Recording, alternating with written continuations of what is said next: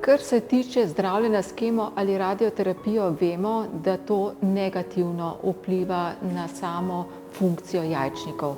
Prav zaradi tega je potrebno, da so vse te pacientke napotene do reproduktivnega ginekologa pred samim zdravljenjem, kajti pred samim zdravljenjem jim lahko zelo dobro pomagamo, in sicer s shranjevanjem genetskega materiala.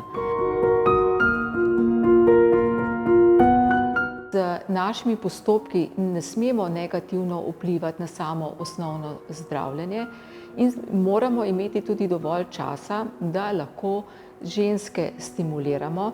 To pomeni, da jim dajemo hormonske injekcije, da zraste več foliklov v jajčnikih, in ko ti folikli zrastejo do določene velikosti, potem mi to aspiriramo čez nožnico in shranimo jajčne celice ali pri tistih, ki imajo partnerje, lahko tudi zarodke. To potem hranimo toliko časa, koliko časa potrebujejo, da se odločijo za nosečnost. To shranjevanje je vedno bolj uspešno. Zakaj je vedno bolj uspešno? Ker so vedno bolj napredne laboratorijske metode in tudi po odmrzovanju tega materiala tako jajčne celice kot zarodki dobro preživijo. V primeru, ko tega onkološkega zdravljenja ne morejo odložiti, lahko shranimo tudi tkivo jajčnika.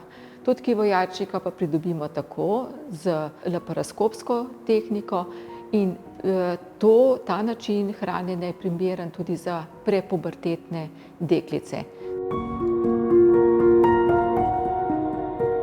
Načrtujemo nosečnost takrat, kadar dobimo dovoljenje od onkologa, da je zdravljenje pri njih končano. To ne smemo se ginekologi pa pacienti nič odločati na svojo roko. Skratka, to gre vedno za neko tako interdisciplinarno obravnavanje in iskanje najboljšega časa za te pacientke. Zelo smo veseli, da vidimo, da je teh žensk, ki prebolijo raka, da je preživetje vedno boljše, da je njihova kvaliteta po zdravljenju vedno boljša, in prav zaradi tega je pomembno, da shranimo genetski material, da bodo te ženske lahko tudi v prihodnosti biološke mame.